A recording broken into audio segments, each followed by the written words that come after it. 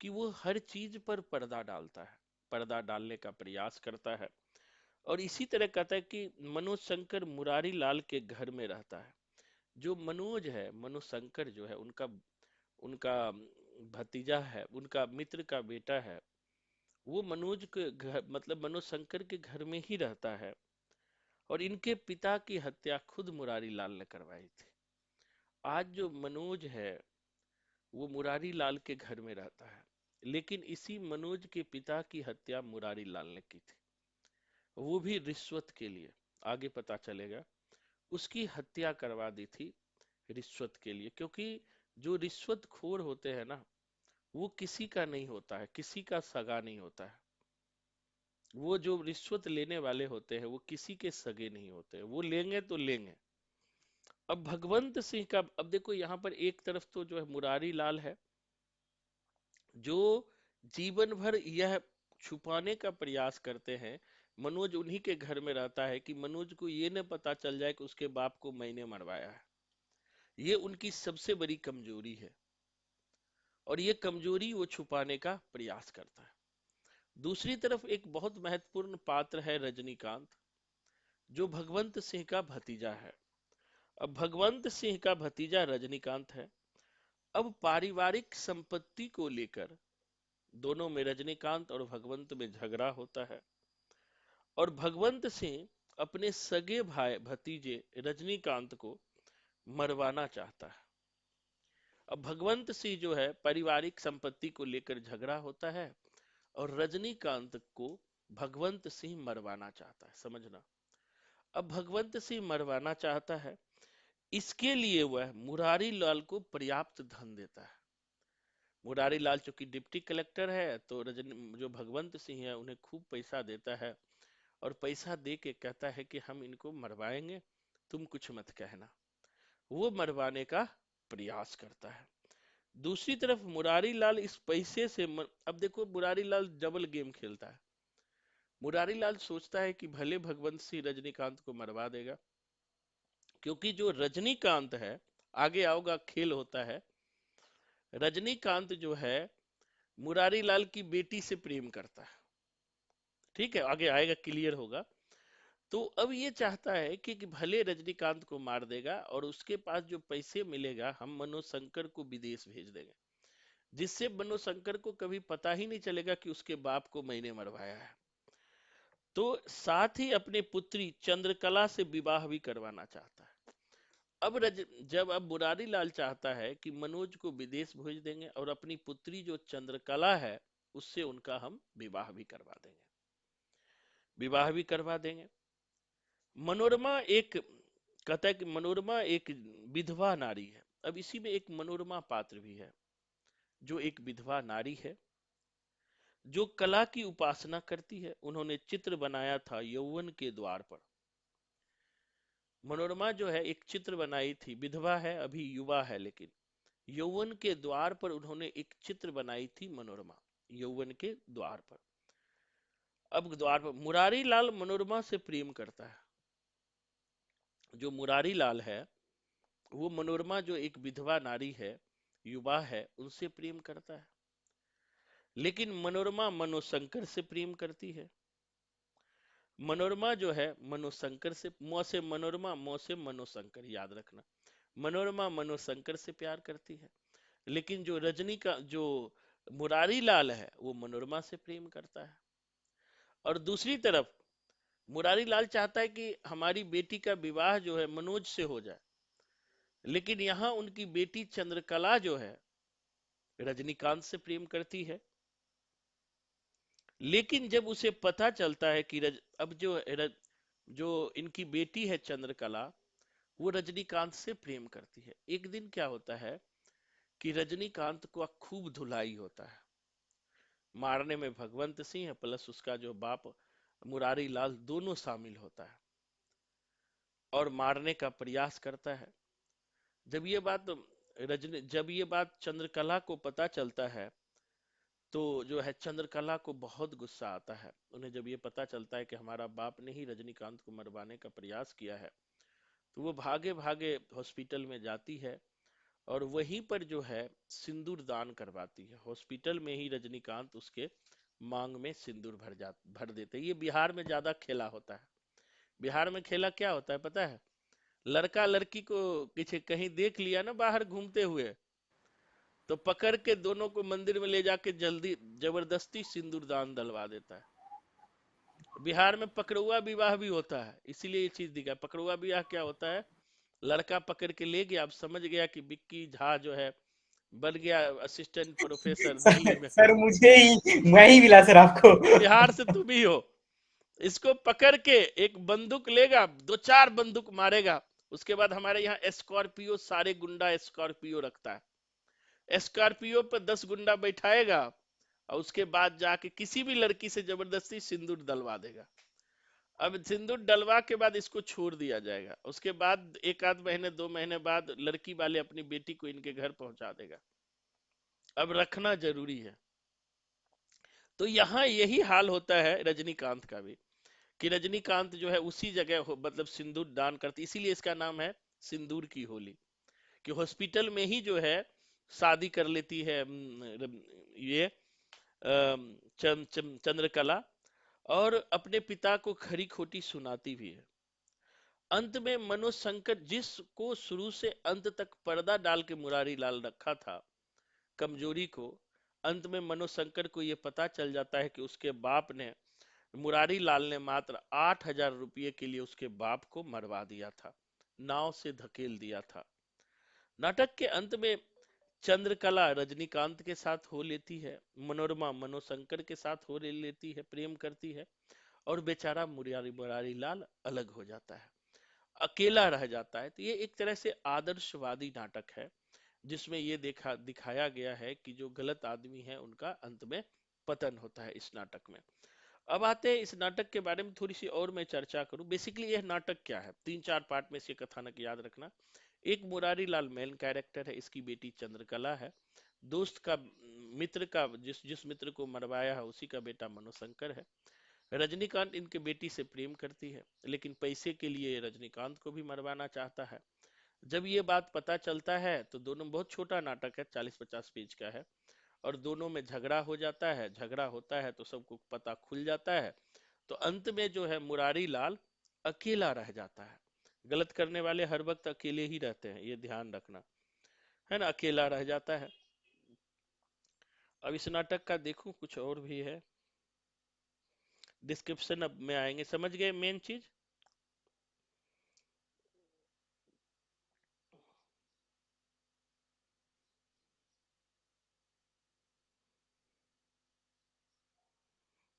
यही है सिंदूर की होली, 3 दृश्यों का नाटक है। और ये ध्यान रखना, ये क्वेश्चन पूछा है, प्रथम दृश्य 9 बजे से शुरू होता है, तीसरा दृश्य 10 बजे रात तक। इसी बार क्वेश्चन पूछा है कि जो है दृश्य जो है 9 बजे शुरू होता है, और तीसरा जो है 3 दृश्य है, 3 अंक का नाटक है, एक ही स्थल है, और वह है डिप्टी कलेक्टर के बैठक का है। यह 9 बजे सुबह शुरू होता है प्रथम दृश्य, और अंतिम दृश्य, तीसरा दृश्य 10 बजे रात तक चलता है। 10 बजे रात तक चलता है, इस साल का ही क्वेश्चन पूछा है। और कुल पात्र इसमें 9 है। 7 पुरुष पात्र है, रजनीकांत, मनोशंकर, मुरारी लाल, माहिर अली, भगवंत सिंह, हरनंदन सिंह, डॉक्टर तथा कुछ अन्य जन है। महिला पात्र में 2 ही है, एक चंद्रकला और मनोरमा, 2 ही है, चंद्रकला और मनोरमा। और नाम तो बता ही दिया, रजनीकांत, मनोशंकर, मुरारी लाल, माहिर अली, भगवंत सिंह, एक है हरनंदन सिंह, डॉक्टर और कुछ अन्य पात्र, ये है। और यह समस्या नाटक तो पता ही है। अब आते हैं हम मूल टेक्स्ट पे। मूल टेक्स्ट में क्या क्या बातें हैं थोड़ा सा हम देखेंगे। तो मूल टेक्स्ट हमने भेजा था कि नहीं भेजा था? अनीता, भेजना मूल टेक्स्ट, तुम्हारे पास होगा पहले से भी। भेज दिया था सर, 1 मार्च को भेजो। अच्छा, 1 मार्च को भेजा था। दोबारा भेज देना सर।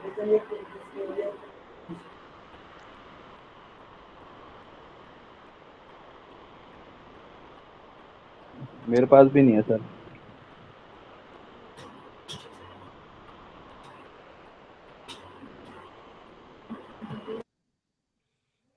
भेजा तो था हमने, सिंदूर की, एक बार दोबारा भेज देता हूँ। सारे भेज देता हूँ, जिसके पास जो नहीं होगा वो देख लेना।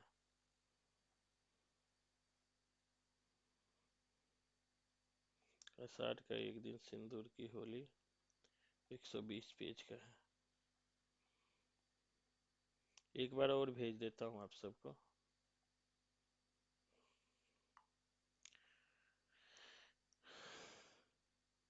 देखो इनका ना सिंदूर की होली की सबसे बड़ी खासियत है भूमिका। भूमिका से हर साल सवाल पूछता है। स्क्रीन शेयर करता हूँ। भूमिका कहाँ कहाँ, क्योंकि पिछली बार भी मैंने भूमिका पढ़ाया है, अभी जस्ट जो बैच अभी आगे आगे बढ़ाया है उसमें हमने भूमिका पढ़ाया है। थोड़ा भूमिका बढ़िया से पढ़ना, क्योंकि भूमिका से ही, क्योंकि भूमिका में बहुत सारी बातें इन्होंने कहा। रंगमंच की परंपरा कैसे डेवलपमेंट हुआ है, रंगमंच की परंपरा से भी सवाल पूछे जाते हैं। तो उन भूमिका से हर साल सवाल पूछता है, तो हमें भूमिका ध्यान रखना है। अब देखो भूमिका यहाँ देखो, सिंदूर की होली नाटक स्क्रीन पे आ गया होगा। और जो सिंदूर की होली नाटक है समस्या नाटक है, ध्यान रखना। अगर क्वेश्चन पूछे तो गलती करके नहीं आना है। दूसरी बार लक्ष्मी नारायण मिश्र का नाटक है लाल मत मार के आ जाना, ठीक है, ध्यान रखना। हरबर तरबर में जो है ना, लाल के जगह मिश्र मार के आ जाते हैं। तो ये लक्ष्मी नारायण लाल अलग है, लक्ष्मी नारायण मिश्र अलग है। यह जो है इलाहाबाद से प्रकाशित हुआ था। तीसरा संस्करण 2002 में आया। मुद्रक महादेव एन जोशी। प्रकथन इसका किसने लिखा है ये पहले देखो। मतलब भूमिका, बहुत बड़ा भूमिका है इसका, नाटक में बहुत कम इतना बड़ा भूमिका होता है। राम प्रसाद त्रिपाठी ने भूमिका लिखा था, प्रयाग विश्वविद्यालय के थे। भूमिका लिख लेना, राम प्रसाद त्रिपाठी ने लिखा है। भूमिका किसने लिखा है? राम प्रसाद त्रिपाठी ने। किसके बारे में लिखा है? सिंदूर की होली। सिंदूर की होली के पात्र अभी हमने बताया, रजनीकांत है, मनोशंकर है, मुरारी लाल है, माहिर अली है, भगवंत सिंह है, हरनंदन है, चंद्रकला है, मनोरमा है, डॉक्टर है और कुछ अन्य जात है। जो महिला पात्र है वो तो हमने देखा ही है। सिंदूर की होली बहुत फेमस है। थोड़ा हम भूमिका में चलते हैं। देखो नई कुछ आए ना तो भूमिका जरूर पढ़ के जाना। संस्कृति के 4 अध्याय की भी भूमिका हमने भेजा है, क्योंकि संस्कृति के 4 अध्याय पढ़ना संभव नहीं है, लेकिन भूमिका तो हम पढ़ ही सकते हैं। तो भूमिका में क्या कहता है देखना। भूमिका को समझेंगे। कहता है हिंदी साहित्य के अन्य अंगों की भांति नाटक का अंग अभी तक कमजोर और शिथिल है। अब जो है राम प्रसाद कहते हैं कि जो हिंदी के अन्य के भांति नाटक अभी तक कमजोर है।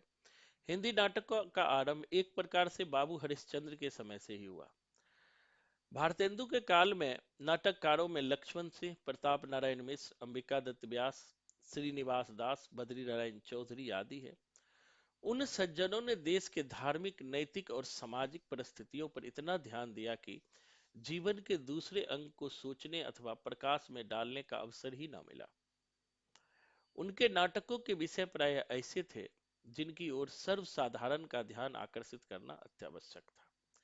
इसी ध्येय को रखकर उन्होंने ऐसे नाटकों की रचना की जिसके द्वारा हिंदू जनता में स्वाभिमान, वीरता, धार्मिकता आदि के भाव उत्पन्न हो, अथवा मद्यपान, मांसाहार, पाखंड, छूत, वेश्यानुराग आदि दोषों की ओर से घृणा जागृत हो।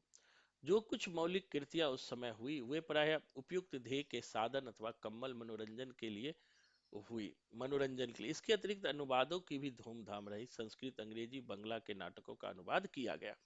अब इसको समझ लीजिए कि ये कह रहे हैं कि भारतेंदु युग के में जो नाटक लिखे, शुरू तो नाटक हुए भारतेंदु युग में, लेकिन उस समय नाटकों का विषय क्या था? छुआछूत, अंधविश्वास, कुरीतियां, वेश्यानुराग, यही सब था। धर्म के अनुसार गोवध निवारण, एक हिंदुओं को जो है हिंदुओं में जोश भरना या अनुवाद का ही काम उस समय हो रहा था। भारतेंदु के समय से आज तक नाटक रचना उपयुक्त ढंग से होती रही। अंग्रेजी नाटक की छाया यद्यपि उनके समय में भी पड़ने लगा था, किंतु धीरे धीरे उनका प्रभाव बढ़ता गया। अंग्रेजी नाटकों का प्रभाव धीरे धीरे, ध्यान रखिएगा, उस पर बढ़ता जा रहा था। यहाँ तक कि शेक्सपियर के नाटकों के आधार पर रचना करना हमारे नाटककारों का आदर्श हो गया। इस प्रवृत्ति को पारसी नाटक कंपनियों और द्विजेंद्र लाल राय की कृतियों ने खूब आगे और वेगवती बनाया। यानी कि पारसी नाटकों या अंग्रेजी नाट्य परंपरा को बढ़ाने में द्विजेंद्र लाल की कृतियां का बहुत महत्वपूर्ण योगदान रहा। हाँ, कुछ लोग संस्कृत शैली के अनुकरण करते रहे और आवश्यकता अनुसार उसको काट छाट कर प्रचार करते रहे। संस्कृत शैली की संरक्षा करने वालों में स्वयं बाबू हरिश्चंद्र और आजकल श्री जयशंकर प्रसाद जी प्रमुख थे। मतलब कि संस्कृत नाट्य शैली का संरक्षण देने में तो एक हरिश्चंद्र जी थे और दूसरा जयशंकर प्रसाद थे। तथापि अंग्रेजी शैली की जैसी उन्नति हुई वैसी संस्कृत का नहीं, प्रत्युत उसका ह्रास होता रहा। मतलब कि संस्कृत शैली का प्रभाव बढ़ता रहा और अंग्रेजी का प्रभाव बढ़ता रहा और संस्कृत का ह्रास होता रहा। जिस समय भारतेंदु के नेतृत्व में हिंदी साहित्य ने नाटक बढ़ने लगे थे और हिंदी साहित्य संसार में शेक्सपियर की आराधना हो चली थी, उस समय यूरोप में शेक्सपियर का युग समाप्त हो रहा था। सन 1865 में इब्सन ने यूरोप के नाटक साहित्य में क्रांति आरंभ की।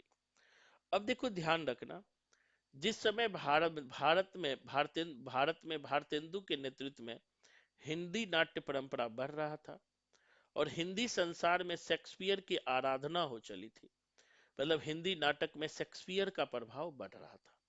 वही यूरोप में अब शेक्सपियर का युग समाप्त हो रहा था, भारत में शेक्सपियर का प्रभाव बढ़ रहा था। 1865 में जो है ना, इब्सन ने सर यूरोप ये सर सर ये 75 है सर, सॉरी 75 1875। है। अच्छा, जी हाँ सर। हाँ 75 है, सॉरी। तो 75 में इब्सन ने यूरोप के नाट्य साहित्य में क्रांति मचा दी। ये याद रखना, ये पूछा हुआ है स्टेटमेंट में कि शेक्सपियर के बाद यूरोप में क्रांति लाने वाले नाटक में कौन थे? इब्सन। कौन थे? इब्सन। कहता है 20 वर्षों तक अपने नाटकों के द्वारा उसने ऐसा आंदोलन चलाया किया और ऐसा आदर्श प्रस्तुत किया जिसके कारण शेक्सपियर का प्रभाव छीन हो गया और नए युग का आरंभ हुआ। स्थापना तर्क में पूछा गया है कि इब्सन के आने से शेक्सपियर के नाटकों का प्रभाव छीन हो गया। बिल्कुल सही है, ठीक है, स्थापना तर्क में पूछा हुआ। अब देखो इब्सन ने क्या लाया, इसको ध्यान रखना। इब्सन पुरानी परिपाटी को काल्पनिक, मिथ्या और विचार शून्य मनोविकारों का कृत्रिम उद्गार समझता था।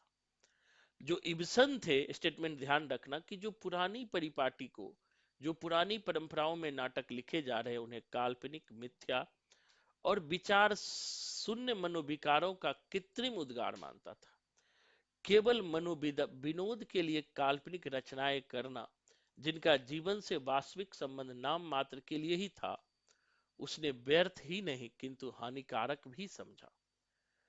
अब इब्सन ने कहा कि अगर कोई व्यक्ति सिर्फ मनोविनोद के लिए काल्पनिक रचना लिख रहा है, मन में विनोद लाने के लिए, तो वह व्यर्थ ही नहीं है बल्कि हानिकारक भी है। उसने मनोरंजन को बहुत ही गौण और प्राकृतिक जीवन की समस्याओं को प्रधान स्थान दिया। ये याद रखना, इब्सन ने जो है मनोरंजन को बहुत गौण स्थान दिया नाटक में और प्राकृतिक जीवन की समस्याओं को प्रधान स्थान दिया। याद रखिएगा, बहुत इंपॉर्टेंट लाइन है ये। इसीलिए मैंने कहा कि मैं कुछ नहीं पढ़ूंगा, इसका ये जरूर पढ़ूंगा, मेरा फेवरेट एरिया है और इससे आपको अलग एरिया में भी क्वेश्चन बनेगा। इब्सन को यूरोप में नाटक डेवलपमेंट में बहुत बड़ा योगदान है उसका, क्योंकि उन्होंने जो है प्राकृतिक जीवन की समस्याओं को आधार दिया। इब्सन की धारणा थी कि मनुष्य का व्यक्तित्व और व्यक्तिक जीवन और आचरण बड़े ही महत्व का विषय है। मनुष्य का जो व्यक्तित्व होता है और उसके व्यक्तिक जीवन और आचरण होता है, बड़ा ही महत्वपूर्ण विषय होता है, क्योंकि व्यक्तिक जीवन की सुंदरता पर समाज और सभ्यता की उन्नति आलंबित है। कहता है व्यक्तिक जीवन की सुंदरता पर ही समाज और सभ्यता की उन्नति आलंबित है। मतलब अगर आप व्यक्तिक रूप से अच्छे हो, इब्सन का कहना है, व्यक्तिक रूप से आप समाज के लिए सोचते हो, फिर समाज और सभ्यता की उन्नति उसी पे आलंबित हो जाती है। आप समाज और सभ्यता का क्या करते हो? उन्नति करते हो। उसकी दूसरी धारणा यह थी कि सबसे सोचनीय और संहारिक प्रवृत्ति यह है कि जो प्रेम की अवहेलना और तिरस्कार करने वाली या दबाने वाली हो, पीछे चला गया।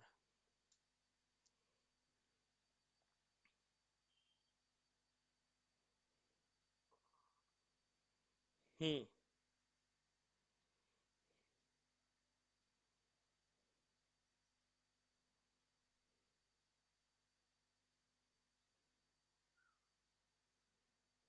यहीं से था। व्यक्तिक जीवन की सुंदरता और समाज और सभ्यता की उन्नति आलंबित है। उनकी धारणा यह थी कि सबसे शोचनीय और संहारक प्रवृत्ति वह है जो प्रेम की अवहेलना और तिरस्कार करने वाली या दबाने वाली हो। उसके बराबर कोई दुख नहीं, वह तो साक्षात आत्मघात है। कहता है कि जो प्रेम को दबाने वाली या प्रेम की अवहेलना करने वाला और तिरस्कार करने वाला हो, वो सबसे बड़ा व्याघात है। सबसे बड़ा व्यक्ति और समाज के पारस्परिक घात प्रतिघात में इब्सन ने अपनी सारी शक्ति व्यक्ति की रक्षा में लगा दी। अब देखो कि इब्सन किस पर ज्यादा जोर देता है, व्यक्ति के रक्षा पर जोर देता है। ध्यान रखना, व्यक्तिवाद पर इब्सन ज्यादा जोर देता है कि इन घात और प्रतिघात में उन्होंने व्यक्ति पर ज्यादा जोर दिया है। कहता है कि उन दोनों के द्वंद्वों का चित्रण उसने बड़े मार्मिकता, कुशलता और प्रवीणता के साथ किया है। अपने नाटकों द्वारा उन्होंने यूरोपीय साहित्य और समाज की निद्रा भंग कर दी। नाटक की रचना शैली, नाटकों के विषयों और आदर्शों का उसने रुख ही बदल दिया। अब एब्सन का अप्रोच आप समझ गए होंगे। एब्सन का अप्रोच था कि नाटक नेचुरल होना चाहिए। उन्होंने नाटक में काल्पनिकता का विरोध किया। जो काल्पनिकता आपको विलियम वर्ड्सवर्थ की रचनाओं में दिखाई पड़ती थी, उन काल्पनिकताओं का इन्होंने विरोध किया। उन्होंने कहा व्यक्ति और व्यक्तित्व का समाज पर बहुत ज्यादा इफेक्ट पड़ता है, इसीलिए इब्सन ने नाटकों में व्यक्ति पर ज्यादा जोर दिया। और व्यक्तिवाद के विकास में इब्सन का बहुत बड़ा योगदान रहा। और कहा जाता है कि इसीलिए समाज की निद्रा को उन्होंने जगा दी, समाज की निद्रा को उन्होंने उठाकर सबके सामने रख दिया। कहता है कि इब्सन के सब कैमरा ओपन कर लो। मुझे पता है नींद आ रहा है, आप लोग सो रहे हो, क्योंकि मैं खड़ा होकर पढ़ा रहा हूँ, क्योंकि मुझे भी नींद आने नहीं लगती सर। है। इसीलिए सबका कैमरा ललित बंद क्यों है कैमरा? सबका कैमरा ओपन करो। विक्की, मैं इतना गले फाड़ के पढ़ा रहा हूँ और तुमको नींद नहीं आने दूंगा, किसी को बता रहा हूँ कि मतलब बीच में सोना नहीं है। सोओगे तो मजा नहीं आएगा, मैं भी अगर बैठ जाऊंगा तो मुझे भी नींद आएगा। इसलिए मेरे ध्यान, इब्सन के अप्रोच को समझिए। इब्सन कहना क्या चाह रहा है, यही क्वेश्चन उठा के पूछता है आपसे, वो बनता किसी से नहीं है। इब्सन कहना ये चाह रहा है, व्यक्ति और व्यक्तित्व पर ज्यादा बल देता है कि पहले का नाटक जो होता था काल्पनिक होता था, कल्पनाओं का उड़ान होता था, उसमें नेचुरलिटी नहीं थी। इसीलिए उन्होंने काल्पनिकता का विरोध करके नेचुरलिटी पे जोर दिया, नेचुरल पे जोर दिया कि आपकी जो विषय हो वो नेचुरल हो, उस पे। इसी नेचुरलिटी को लेकर यूरोप में जो है नाटकों की एक धूम मच गई। नाटकों में एक ऐसा धूम आया कि वो सबको लेकर के सामने आ गया। अब कहता है आगे जो बात है, इब्सन के विचारों से प्रेरित होकर यूरोप के अन्य देशों में भी नए नाटककार उठ खड़े हुए। चारों ओर आंदोलन फैल गया। इसीलिए इब्सन से हर साल एक क्वेश्चन पूछता है। इसीलिए इब्सन को समझना है, नाट्य कला की पुरानी पद्धति जिनका आदर्श काल्पनिक चित्रण, बनावट, सजावट एन के प्रकार केवल मनोरंजन ही था, लोगों को अरुचिकर प्रतीत होने लगा। पहले नाटक क्यों लिखे जाते थे? मनोरंजन के लिए लिखे जाते थे। लेकिन इब्सन ने कहा नहीं, मनोरंजन की जरूरत नहीं, वो तो गौण विषय है। मेन विषय नाटक नेचुरल होना चाहिए, आम लोगों की समस्याओं से जुड़ा हुआ नाटक होना चाहिए, व्यक्ति केंद्र में होना चाहिए। इसीलिए अब ये जो है नाटक की साज सज्जा, डेंटिंग, पेंटिंग, इन सब पर थोड़ा गौण महत्व देने लगा। सजावट एन केन प्रकार से सज धज के मुंह पुत पुत के बैठ जाते हैं, तो उन सब पर हमें ध्यान देने की जरूरत नहीं है। सिंपलिसिटी, आप में ज्ञान हो, ये ज्यादा मायने रखता है। इब्सन को लोग बहुत चाहता था। कहता है बनावटी बातचीत, तुकांत वाक्यों, राजचिन्हों के कृत्रिम कृत्रिम जो है वाक्यों से लोग ऊब गए थे।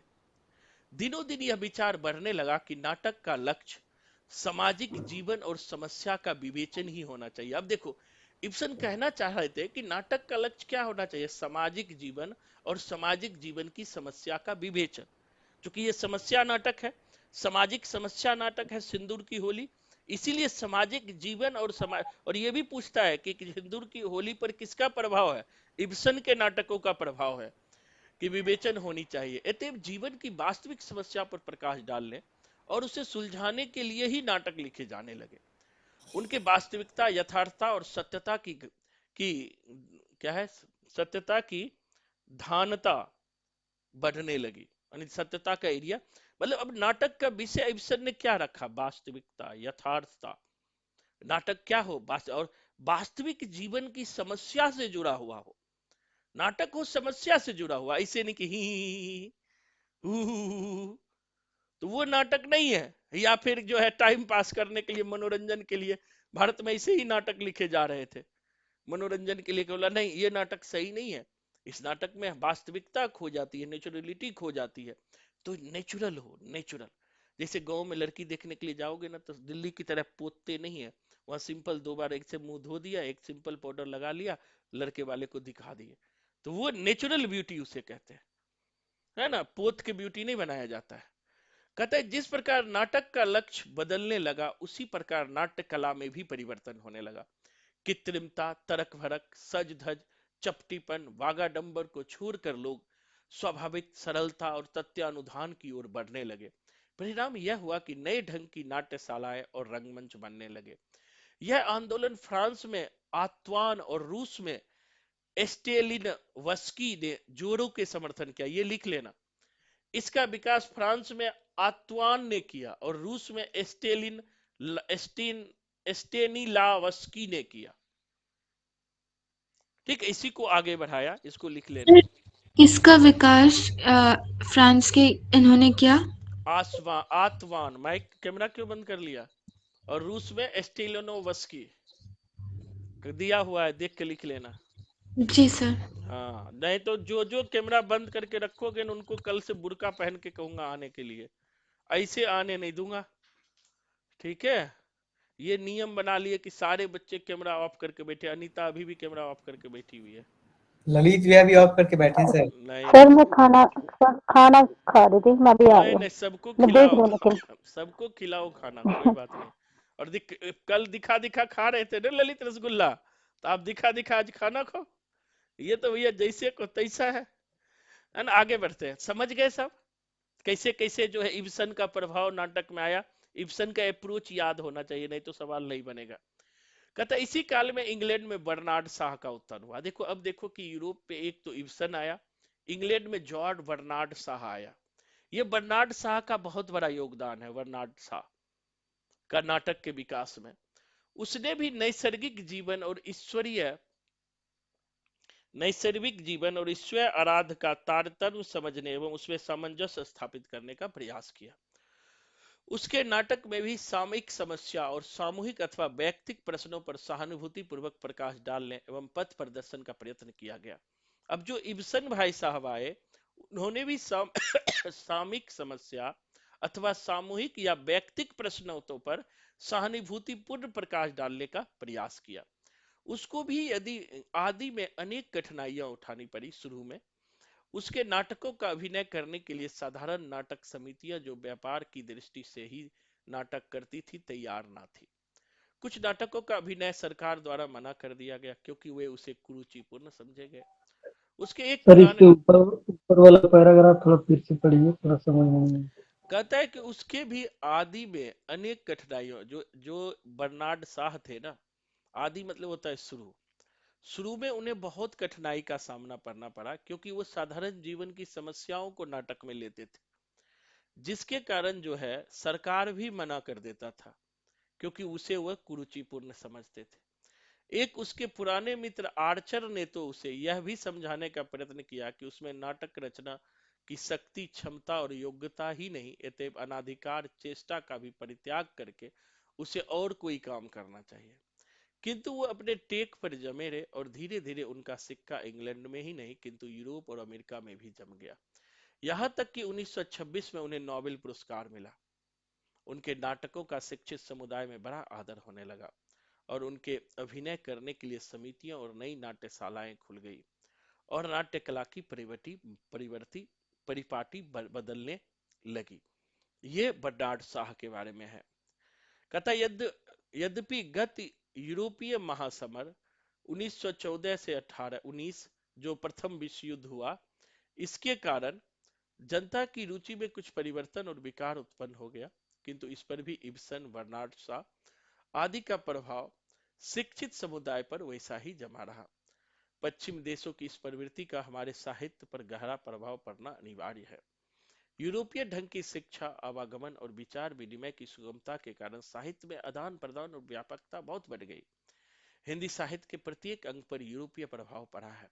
नाटक और नाट्य कला उससे उससे बची नहीं रह सकती। नवीन शिक्षा और दीक्षा के कारण शिक्षित समुदाय सतर्क, मननशील हो रहा है, बुद्धि तत्व का प्राधान्य होता जा रहा है। अतएव उन नाटकों का जिसमें बुद्धि तत्व, नैसर्गिकता, स्वतंत्रता आदि गुणों का समावेश है, उत्तरोत्तर ग्राह्य और आदरणीय होना अवश्यंभावी है।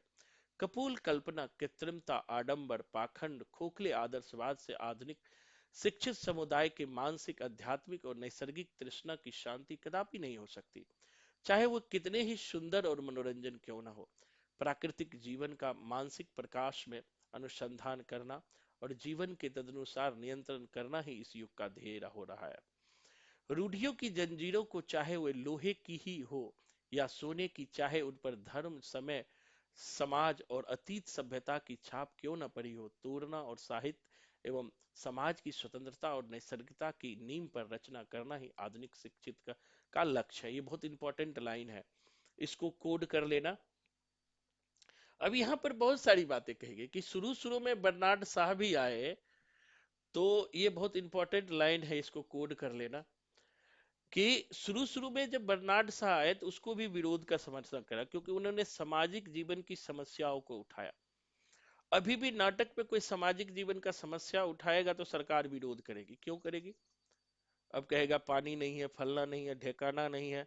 फिर विश्व गुरु का तो आदर रहेगा नहीं, विश्व गुरु तो नीचे चले जाएंगे भाई। जब विश्व गुरु नीचे जाएंगे तो उसको लिखने देंगे। लेकिन जो शिक्षित वर्ग है, जो समझदार वर्ग है, जो पढ़े लिखे वर्ग है, वो बनावटीपन में ज्यादा विश्वास नहीं करता है। बहुत बड़े बड़े विद्वान को देखोगे आप, बहुत विद्वानों से मैं मिला हूं, देखता हूं, बहुत सिंपल रहते हैं, बहुत सिंपल रहते हैं। उसे सादगी पसंद है, उसे चमक धमक नहीं पसंद है।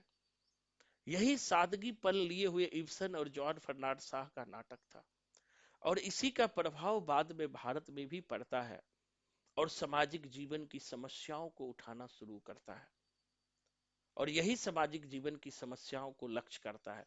एक बड़ा स्टेटमेंट आया है, ये बहुत बार पूछा है। रूढ़ियों की जंजीरों को, चाहे वे लोहे की हो या सोने की, चाहे उन पर धर्म, समय और समाज, अतीत सभ्यता की छाप क्यों न पड़ी हो, तोड़ना और साहित्य एवं समाज की स्वतंत्रता और नैसर्गिकता की नींव पर रचना करना ही आधुनिक शिक्षित का लक्ष्य है। कि रूढ़ियों का जंजीर कितना भी मजबूत हो, चाहे वो सोने का हो या लोहे का हो, उस पर धर्म, समय और समाज का क्यों न छाप हो, उसे तोड़ना ही साहित्य का लक्ष्य है। अब हमारे समाज में जो रूढ़ियां थी, समाज में बाल विवाह, सती प्रथा, पर्दा प्रथा, दहेज प्रथा, इन रूढ़ियों पे प्रहार करना या आम धर्म की जो समस्याएं हैं, समाज की जो समस्या है, उस पर प्रहार करना आदित्य शिक्षित का प्रयास था, लक्ष्य था। इसी की बात जो है दिखाई पड़ता है। कहता है प्राकृतिक, नैसर्गिक, स्वतंत्र और अप्रतिबद्ध जीवन की प्राप्ति ही नवीन युग का आदर्श है। यह आदर्श काल्पनिक नहीं, इसमें प्रकृति की तथ्यता, सत्यता और मानसिक जीवन की वास्तविक अनुभूति का अपार कोश संचित है। अतएव इसका भविष्य आशामय और मंगलमय प्रतीत होता है। संभव है कि कुछ लोग इस मत को स्वीकार ना करें, उसको भयावह और नाशक समझे, उन्हें इसमें अनियंत्रित स्वतंत्रता का तांडव नृत्य दिखाई पड़े, किंतु संसार चक्र की गति इसी ओर है। जगन्यता इसी ओर संसार को ले जा रहा है। बुद्धि उसका समर्थन कर रही है और प्रकृति उसको उत्तेजना दे रही है। भविष्य में इसका क्या परिणाम होगा इसको कौन कह सकता है, किंतु अभी तो इसका मार्ग प्रशस्त और उज्ज्वल दिखाई दे रहा है। परंतु नाटक के रचिता श्री लक्ष्मी नारायण लाल जी ने भी इब्सन, बर्नार्ड शॉ आदि प्रमुख नाटक के विचारों और भावनाओं से प्रेरित होकर हिंदी नाट्य साहित्य में नवीन धारा का प्रवाह करने की चेष्टा की है। अपने पूर्व प्रकाशित नाटक मुक्ति का रहस्य की भूमिका में उन्होंने अपने विचार जोरदार शब्दों में स्पष्ट किए हैं। अब देखो कि मुक्ति का रहस्य लक्ष्मी नारायण लाल के ही नाटक हैं, ये ध्यान रखना, पूछ सकता है। लक्ष्मी नारायण लाल कहते हैं बुद्धिवाद किसी तरह का हो, किसी कोटि का हो, सर समाज लक्ष्मी नारायण मिश्र है ना, लाल नहीं है ना। लक्ष्मी नारायण मिश्र है, सॉरी मिश्र है, समझ जाना, मिश्र है। तो मिश्र जी कहते हैं कि बुद्धिवाद किसी तरह का हो, किसी कोटि का हो, समाज या साहित्य की हानि नहीं कर सकता। यानी कि जो बुद्धि है, ज्ञान है, वो किसी भी कोटि का हो, समाज का हानि नहीं कर सकता। हिंदी के समालोचनों को लक्ष्य करके आप लिखते हैं, इन दिनों हमारे समालोचक साहित्य या कला के भीतर सबसे पहले यह खोजने लगते हैं कि इन चीजों में लोक हित का उपदेश या सदाचार की व्याख्या कहाँ और किस रूप में है। किंतु इन बातों से कला का क्या संबंध? कलाकार इस तरह का उपदेशक तो नहीं है। वह जो कुछ भी कहना चाहता है उसके निजी प्रयोग की बातें होती है। क्यों क्या होना चाहिए, क्या ना होना चाहिए, इन बातों का सवाल तो यहाँ नहीं उठता। यहाँ तो जो है कला अनंत सहानुभूति है, जिसकी एक बार नजर में कल्याण की दुनिया बसती चलती है। एक नजर में कला क्या होती है कि एक अनंत सहानुभूति है। कला क्या है, याद रखना स्थापना तर्क के लिए, लास्ट लाइन, कला एक अनंत सहानुभूति है जिसकी एक एक नजर में कल्याण की दुनिया बसती चली जाती है। एक एक नजर में कल्याण की दुनिया बसती चली जाती है। इसलिए जिंदगी की कोई भी संकीर्ण परिपाटी, धर्म या सदाचार, कोई भी निश्चित कसौटी, साहित्य और कला की कोई भी प्रभावशाली व्याख्या आंख मूंद कर स्वीकार कर लेना, यह नहीं कि व्यक्तिगत विकास में बाधा डालेगी, एक प्रकार से घातक भी होगी। एक बहुत बढ़िया बात कहा है, कोई भी कला हो, कोई भी पार्टी हो, कोई भी चीजों को आंख बंद करके स्वीकार कर लेना, यह व्यक्तिगत विकास में बाधा ही नहीं डालेगी, एक प्रकार से यह घातक भी होगी। जब किसी परिपाटी को, किसी व्यवस्था को हम आंख बंद करके स्वीकार ना करें कि वह एक घातक होगी भी होगी। इसीलिए कहता है तत्वतः ये बातें ठीक है, किंतु इसको व्यवहारिक बनाने में अनेक उलझने और कठिनाइयां हैं। युवक मिश्र जी का जीवन जी भी उनका अनुभव करते हैं, जैसा कि उनकी उपयुक्त भूमिका से प्रतीत होता है। इन समस्याओं का हल करना सरल काम नहीं, अतएव कोई आश्चर्य नहीं कि ये भविष्य के निहार से आक्रांत हो, यानी कि भविष्य में आने वाली समस्याओं से दुखी हो। मिश्र जी के नाटकों में न तो अनेक पात्र हैं, ना गाने हैं या कविता की पाठ की सामग्री, न अनावश्यक दृश्यों का परिवर्तन।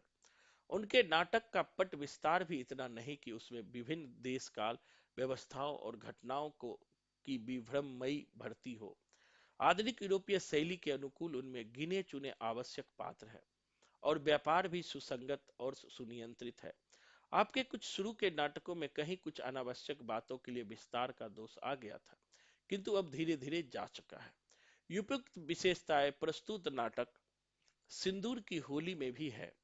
इसमें रंगमंच की रचना और उसके संचालन के संबंध में भी सुगमता की ओर पहले से अधिक ध्यान दिया गया है।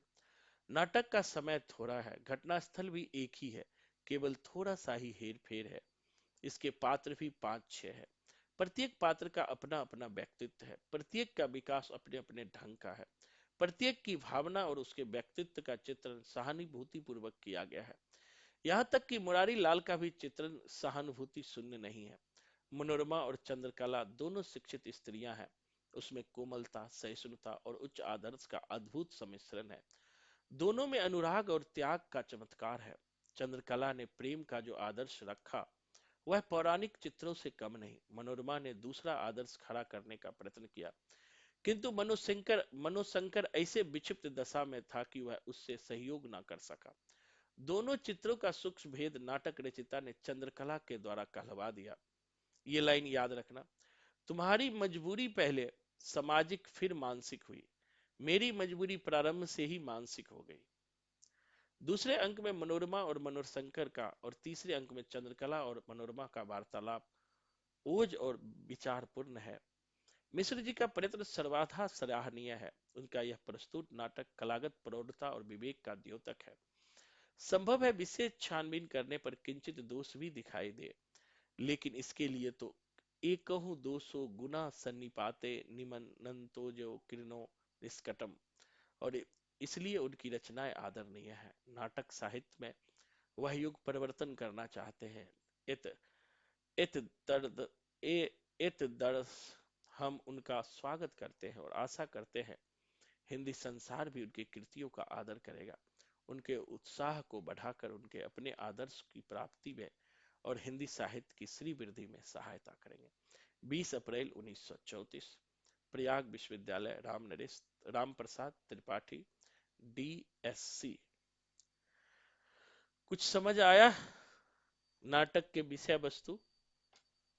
थोड़ा थोड़ा। पक्का समझ आएगा।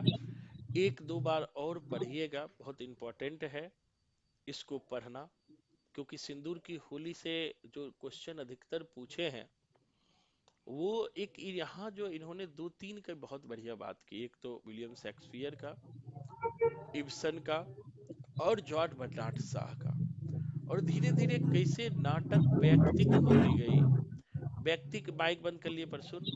नाटक कैसे व्यक्तिक होती गई और व्यक्तिक जीवन की समस्याओं को नाटक में उठाया गया है, इनको केंद्रित किया गया है। खास करके धीरे धीरे नाटक में जो मतलब कि जैसे नाटक लोग ये मान के चल रहे थे शुरू में कि नाटक में थोड़ा सा जो है कि बहुत सारी चीजें हो, देखने में रूप सज्जा हो, तड़क भड़क हो, है ना, मनोरंजन का विषय हो, लेकिन पहली बार इन्होंने उन सब से हट करके व्यक्ति, समाज, सामाजिक समस्याओं और नेचुरलिटी पे जोर दिया।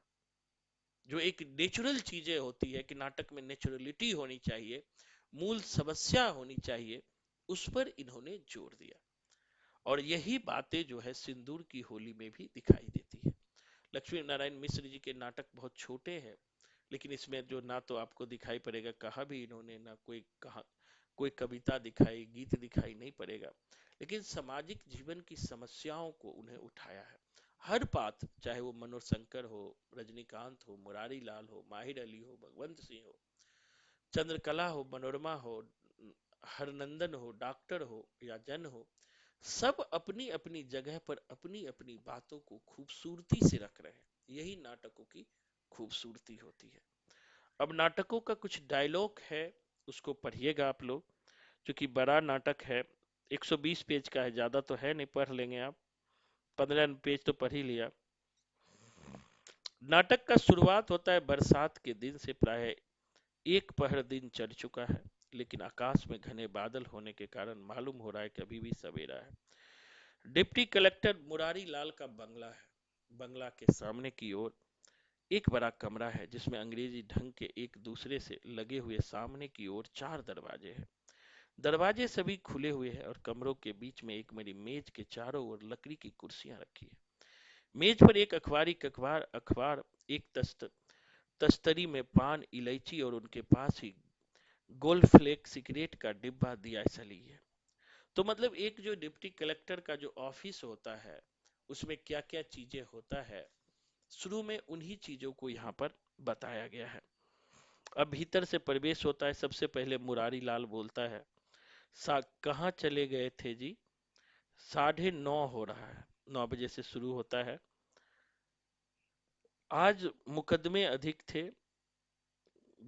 घंटे भर के बाद मुझे चला जाना पड़ेगा और तुम्हारा पता नहीं। माहिर अली आए थे, उनके भतीजे। किसके भतीजे? माहिर अली, राय साहब भगवंत सिंह के भतीजे, जो यहाँ वकील है। वही जो बातें हुई थी परसों। मुरारी लालू, अच्छा, सिर पर हाथ रखकर, आजकल बात याद नहीं रहती। हाँ तो क्या तय रहा? मनोज के विलायत जाने का खर्च इनसे वसूल कर लो। अब देखो ये माहिर अली से कहता है कि मनोज को जो है विलायत जाने का खर्च, बताया था ना, कहानी याद है, इससे वसूल लो, इसी में तुम्हारी चालाकी है। माहिर अली कहता है वह तैयार है, लेकिन एक बात, मुरारी लाल की बात क्या?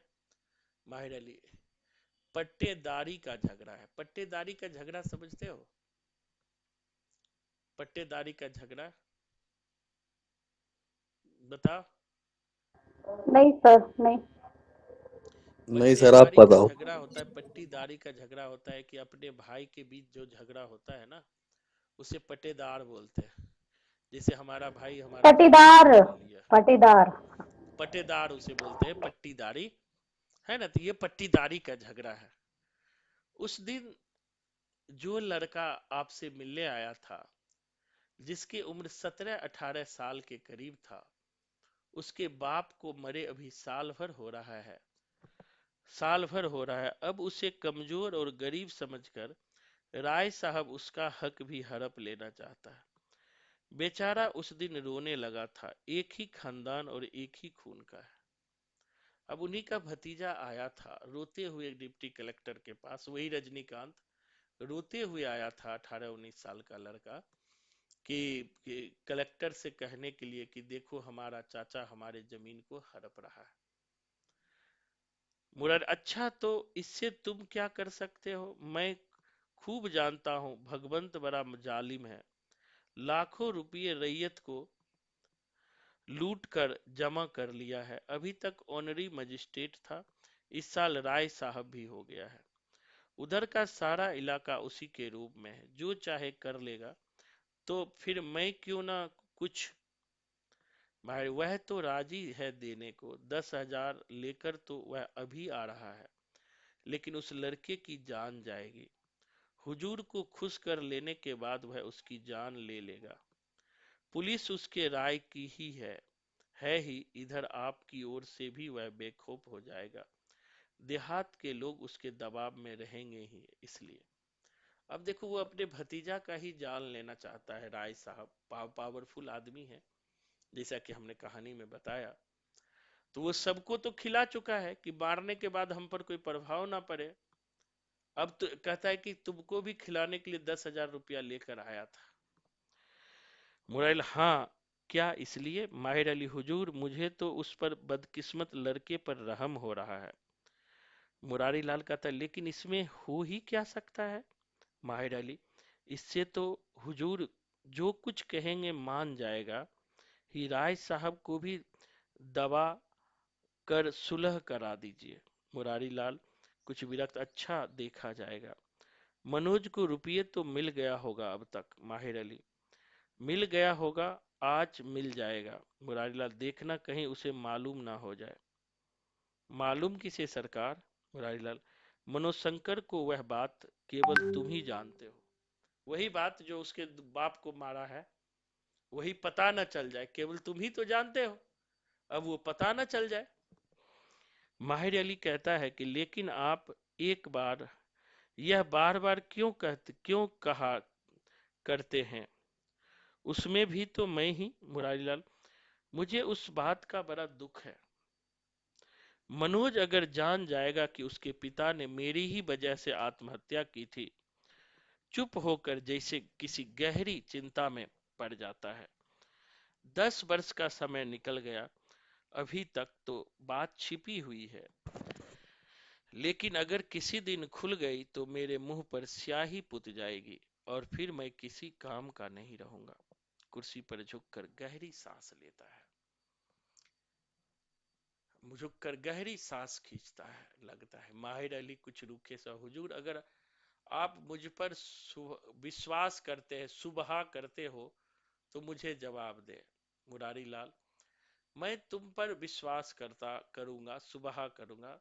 तबीयत बेचैन हो जाती है तो कभी कभी ऐसी बातें निकल जाती है। तुमको और मनोशंकर को प्रसन्न करने में अगर मेरा सब कुछ बिगड़ जाए तब भी मुझे चिंता नहीं है। हाँ, जरा भीतर जाकर चंद्रकला से पूछो तो सवेरे की डाक में कोई जरूरी पत्र तो नहीं। अब माहिर अली जाता है। मुरारी लाल कमरे में बेचैन होकर इधर उधर टहलने लगता है। मुरारी लाल की अवस्था इस समय 40 वर्ष की है। याद रखना कितना साल का है?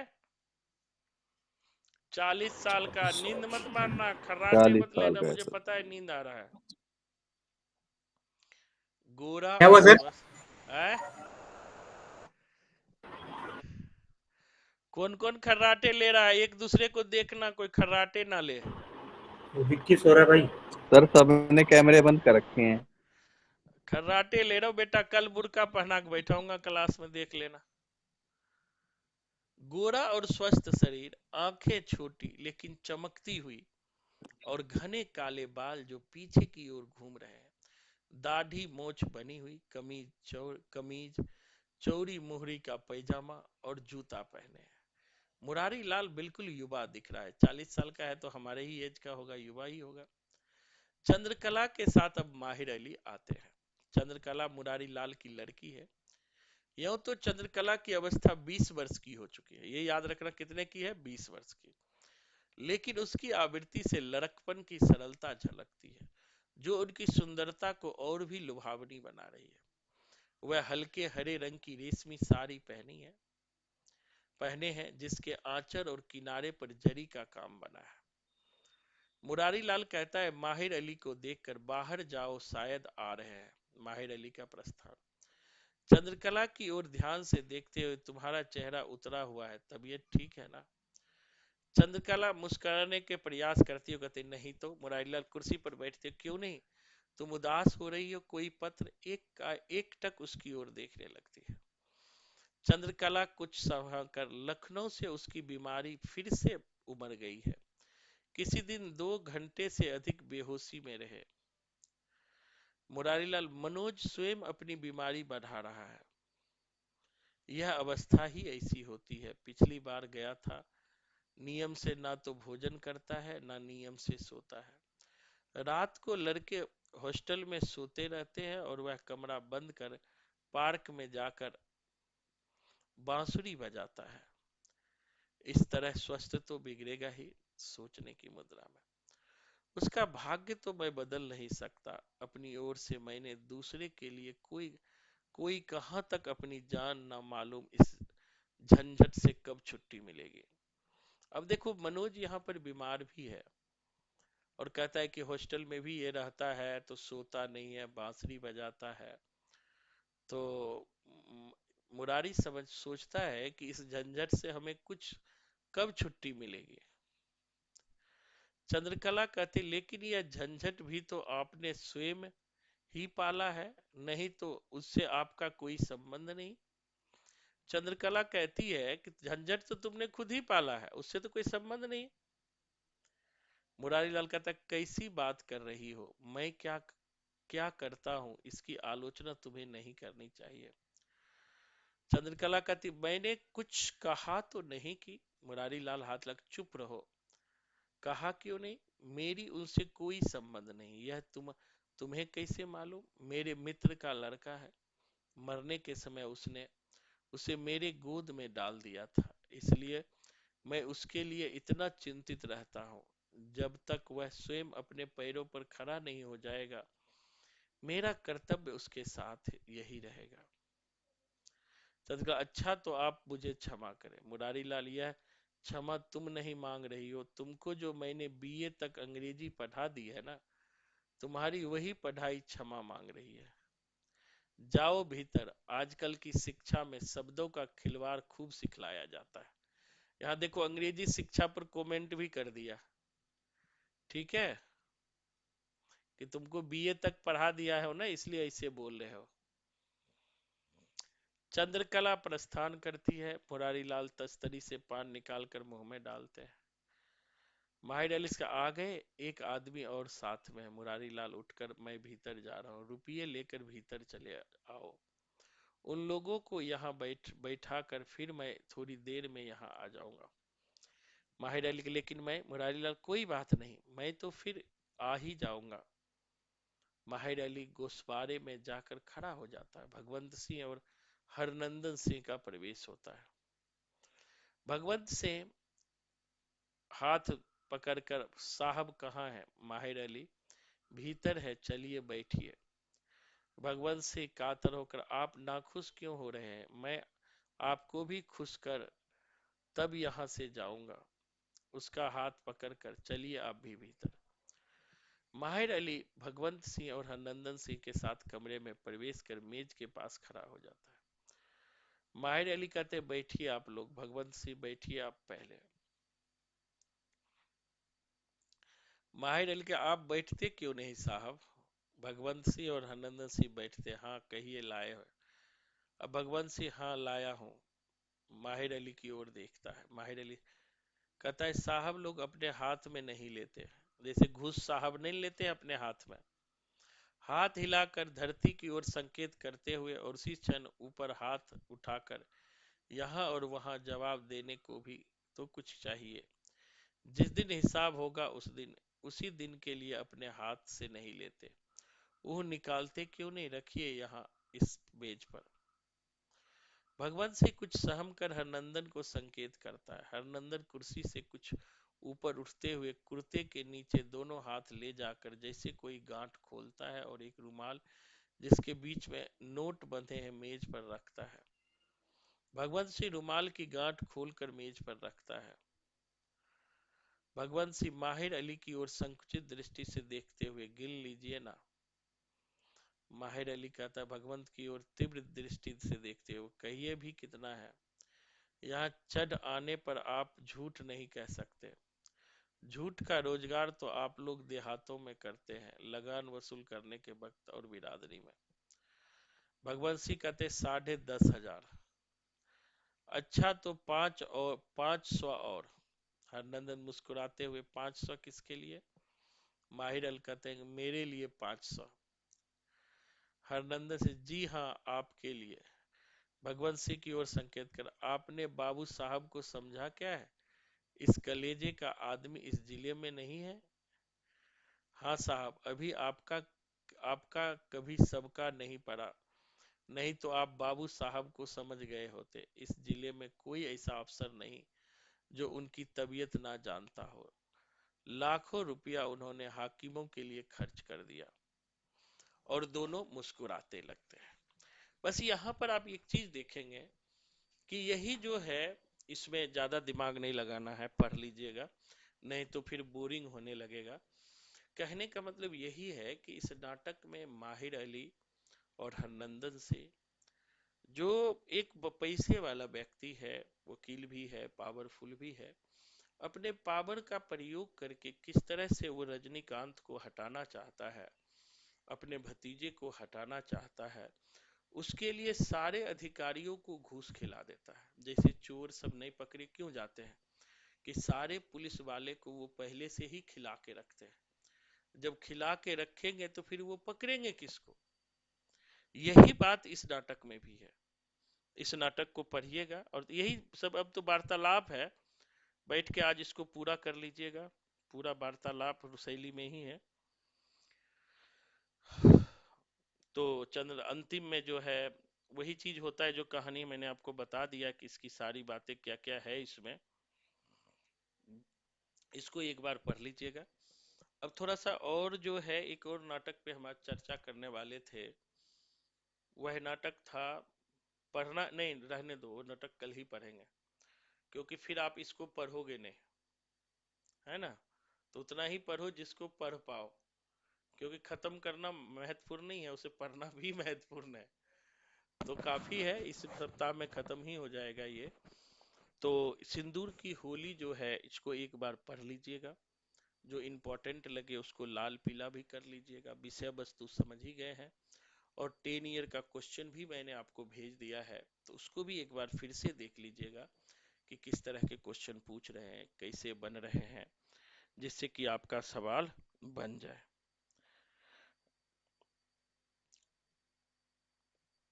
थोड़ा सा अगर देखिएगा तो देख सकते हैं संक्षेप में। क्या करें बताओ, आगे का पढ़ा दूं कि रहने दो?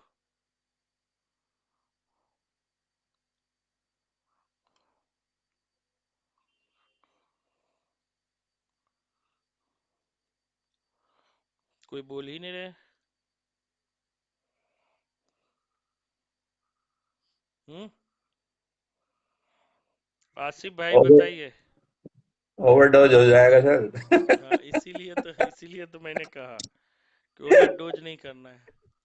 क्योंकि जितना हो गया वही नहीं पढ़ा जा रहा है। नहीं, उसको पढ़ना तो जरूरी है। सर अनीता जी कह रही है रहने दो। अभी के लिए यहीं रहने देता हूँ, इसको कल तैयार कर लीजिए। कल जो हम मिलेंगे तो फिर जो है हम लोग जो है कल यही नाटक पढ़ेंगे। क्या कहते हैं, अंधा युग सर। अंधा युग। अंधा युग को हाँ, पूरा बाकी कर जो पढ़ा लीजिए। है सर वो पढ़ कर आएंगे। अंधा युग आगे पढ़ के आइएगा और इसको पूरा कर लीजिएगा। इस सप्ताह में पूरा हो जाएगा नाटक, चिंता नहीं करना है। चाहे सैटरडे संडे भी पढ़ाना पड़े, होली वाले भी दिन पढ़ाना पड़े, लेकिन नाटक पूरा कर देंगे। ठीक है, चलिए तो इसको पूरा कर लीजिएगा और हम लोग कल मिलेंगे।